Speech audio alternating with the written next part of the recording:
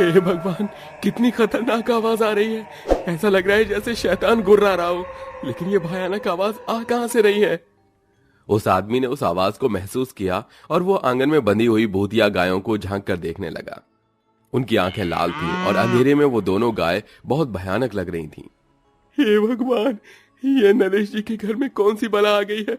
मुझे तो भाग लेना चाहिए। वो आदमी वहां से घबराकर भागने लगा, लेकिन तभी उसका पांव किसी चीज पर पड़ गया और वो गिर पड़ा। लेकिन जैसे ही उसने खड़े होने के लिए अपनी नजर को उठाया तो डर की वजह से उसकी चीखें निकलने लगी।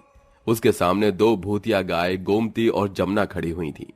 हे भगवान, ये राम, ये क्या है? बचाओ बचाओ, कोई मुझे बचाओ। वो आदमी मदद के लिए चिल्ला ही रहा था कि तभी गोमती अपने पूरे वजन से उसके ऊपर चढ़ गई। उस आदमी का वहीं दम निकल गया और फिर दोनों गायों ने उस आदमी को खा लिया। ऐसे गांव में अगली सुबह, ले जाओ गाय का शुद्ध दूध, आज और अभी मंदे दामों में ले जाओ, शुद्ध दूध ले जाओ। भाई साहब, आपको क्या ये गाय का दूध फ्री में मिल जाता है जो आप इसे इतना सस्ता बेचते हैं? हमारे घर में ही गाय पलती है, तो हम अपने गांव में सभी को सस्ता और अच्छा दूध उपलब्ध कराना चाहते हैं। हम चाहते हैं कि सभी लोग मिलावट से बचें और एक स्वस्थ जीवन जिएं। वाह, आपकी सोच को सलाम है भाई साहब। अब जब आप सभी के बारे में इतना सोच ही रहे हैं तो हमें भी आपका साथ देना चाहिए। मुझे 2 किलो दूध दे दीजिए। वो औरत धर्मेंद्र से दूध लेकर चली गई। घर जाकर उसने उस दूध को गर्म किया और बोतल में भरकर अपने छोटे से बच्चे को दे दिया। ये ले लल्ला, दूध पी ले, ये गैया माता का दूध है, तेरे लिए अच्छा रहेगा। वो औरत अपने बच्चे को दूध की बोतल दे आई और खुद कामों में लग गई। उसके बच्चे ने बोतल को मुंह से लगाकर सारा दूध पी लिया और वो खेल में लग गया। तभी उस बच्चे को खांसी आने लगी। लल्ला, खांसी आ रही है? यहाँ मैं तुझे पानी दूंगी। कैसा फंदा लगा लिया है, ये ले पानी। लल्ला, मेरा बच्चा, क्या हुआ तुझे? जैसे ही वो औरत कमरे में आई, उसकी आंखें फटी की फटी रह गईं। उसका बच्चा जमीन पर बेसुध पड़ा हुआ था और उसके आसपास बहुत सारा खून था। उस बच्चे के मुंह पर भी खून लगा हुआ था, जिससे कि ये पता चल रहा था कि उसे खून की उल्टियां हुई हैं। क्या हुआ मेरे बच्चे को? कोई मेरी मदद करो। वो जोर जोर से रोने लगी। उसकी आवाज सुनकर सारे पड़ोसी उसी के घर में इकट्ठा हो गए और बच्चे को डॉक्टर के पास लेकर गए। लेकिन बच्चे में अब जान नहीं थी। ये जानकर वो औरत बहुत ज्यादा रोई। इसी तरह से जिसने भी धर्मेंद्र से दूध खरीदा था, उनकी इसी तरह तड़प तड़प कर मौत हो गई, क्योंकि वो भूतिया परिवार की भूतिया गाय का दूध था। ऐसे ही सुबह से शाम के 6 बजे तक दूध बेचने का सिलसिला चलता रहा और शाम के समय जैसे ही सूरज ढलना शुरू हुआ तो धर्मेंद्र, उसके बच्चे और उसका बाप सभी दुकान को बंद करके घर आ गए। स्वागत है, आज कितनों की बलि का बकरा बनाया? माँ, आज तो बड़ा मजा आया, हमारे ग्राहक बढ़ गए हैं। बहुत अच्छे, अगर ऐसे ही चलता रहा तो एक दिन ये सारा गांव खत्म हो चुका होगा और हम यहाँ पर कब्जा कर लेंगे। लोगों को परेशान करके भूतिया परिवार बहुत खुश हुआ। उनका घर गांव के किनारे पर था, जहां बड़ा सा जंगल भी था, इसीलिए वहां लोगों का आना जाना बहुत कम होता था। जब अच्छे से अंधेरा हो गया तब दीपशिखा और उसकी सास गंगा अपने घर से बाहर आई और अपनी गायों को चारा खिलाने लगी। खा लो मेरी जमुना और गोमती, तुम्हारा ही दूध तो हमारी ताकत है। सही कहा, लो और खाना खाओ। दोनों चुड़ैलों ने अपनी भूतिया गायों को खूब खाना खिला दिया और उसके बाद धर्मेंद्र, आदि और नरेश उनका दूध काढ़ने आ गए। वो हर रोज रात में ही उनका दूध निकालते थे और सुबह को उसे बेच देते थे। अरे वाह बाबा और दादा, आप दोनों शर्त लगाइए कि कौन सबसे ज्यादा दूध निकालेगा। तेरा बाप मेरे आगे अभी कच्चा है, ये ज्यादा अच्छे से दूध नहीं निकाल पाएगा। देखते हैं। दोनों भूतों ने बहस में दूध काढ़ा, जिसमें नरेश जीत गया। उसके बाद सभी अपनी गायों को बाहर बांधकर अंदर आ गए। बाहर गाय भयानक आवाज में चिल्ला रही थी। वो हर रात ऐसे ही चिल्लाती थी, जिसकी वजह से किसी को उनके पास जाने की हिम्मत नहीं होती थी। ये हर रात इतनी भयानक आवाजें कहाँ से आती हैं? ना जाने कहाँ से ये शैतानी आवाजें आती हैं। मैं तो घर जा रही हूँ, मेरे बच्चे इनसे बहुत डरते हैं। सभी रात को उन आवाजों से डरकर जल्दी ही घर चले जाते थे। कोई उन आवाजों का सच नहीं जान पाया था। वहीं दूसरी तरफ हर रोज भूत चुड़ैल रूप बदलकर भूत या दूध बेचकर लोगों की जान ले रहे थे। लगातार अब गांव में हो रही मौतों और भयानक आवाजों से लोगों को किसी शैतानी साई का शक होने लगा था।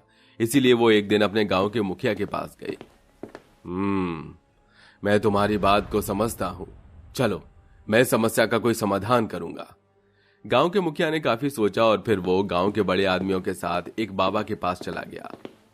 बाबा, सुना है आप बड़े ज्ञानी हैं, हमारी भी मदद कीजिए। हमारे गांव पर न जाने कौन सी विपत्ति आ गई है। तुम्हें मेरे पास पहले से आना चाहिए था। तुम्हारी वजह से वो शैतान कितने मासूमों की जान ले चुके हैं, लेकिन अब तुम चिंता मत करो, अब उनका अंत निकट है। बाबा ने सभी की बात मान ली और वो रात के समय गांव में आ गया। रात में भयानक गायों की आवाजें आ रही थी। बाबा, ये आवाजें हैं जिन्होंने सभी का चैन चुराया हुआ है। ये आवाजें तो जंगल की तरफ से आ रही हैं। ठहरो, मैं अभी इसका पता लगाता हूं। बाबा अकेले ही जंगल की तरफ चला गया और वहां जाकर उसने भूतिया हवेली में झांक कर देखा तो उसे भूतिया परिवार दूध काटता हुआ दिखाई दिया। अच्छा, तो ये है माजरा। अभी इन सभी को कैद करता हूं। बाबा ने उन्हें कैद करने के लिए अपना जादुई जाल निकाल लिया और पीछे से जाकर पूरे परिवार पर जाल डाल दिया।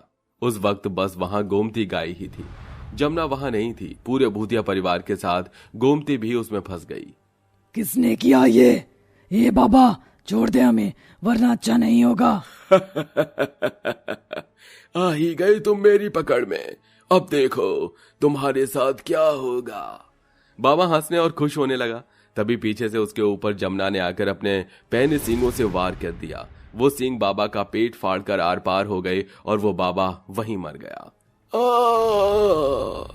अरे वाह, हमारी जमुना ने हमें बचा लिया।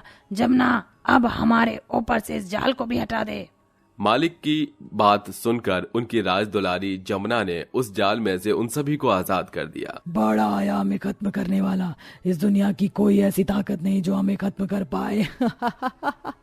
पूरा भूतिया परिवार आज और भी ज्यादा खुश था। उन्होंने आज रात भी गाय का दूध काढ़ा और उसे बेचा। ऐसे ही हफ्तों गुजर गए। लोग अनजाने में उनसे दूध ले लेते थे और फिर उसे पीकर वो मर जाते थे। ऐसे ही एक दिन एक योगिनी की बेटी उनसे दूध लेकर चली गई। माँ, मैं गाय का दूध ले आई हूँ। अच्छा, जा जाकर इसे उबाल ले। अपनी माँ की बात सुनकर अंजना ने उसे उबाला। जब अंजना उसे उबाल रही थी तो उसे अजीब सी बदबू आ रही थी। ये कैसी बदबू है इस दूध में? माँ को बुलाती हूँ।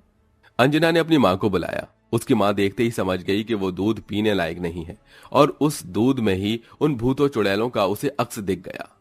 इसे मत पीना, ये कोई दूध नहीं, विष है। क्या माँ, विष?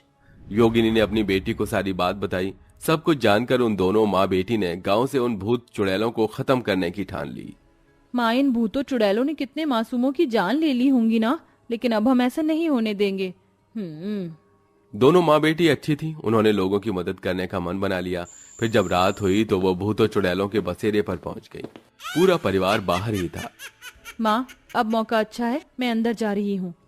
अंजना तेज आवाज के साथ अंदर गई, लेकिन वो छिप गई। उससे सभी भूतों चुड़ैलों का ध्यान भटक गया और वो उसे ढूंढने लगे। इतने में ही योगिनी ने मौका देखा और उसने उनकी गायों को कैद कर दिया। लेकिन जैसे ही वो उन्हें कैद करके वहां से भागी, उसे भूत आदि ने देख लिया। बाबा, बाबा, माँ, देखो इंसान। आदि की आवाज सुनकर सभी वहीं पर ही आ गए। अब योगिनी के बचने का कोई चांस नहीं था कि तभी उसकी बेटी अंजना ने पीछे से उन्हें आवाज लगाई। देखो, मैं यहाँ हूँ। सभी का ध्यान अंजना की तरफ को भटक गया। तभी योगिनी ने उन पर भी जाल डाल दिया और इससे पहले कि वो कुछ कर पाते, उसने उन गायों और भूतों चुड़ैलों के ऊपर एक पवित्र नदी का मंत्रों से पड़ा हुआ जल डाल दिया। इससे वो सभी तड़प तड़प कर मर गए और सभी तरफ खुशहाली आ गई।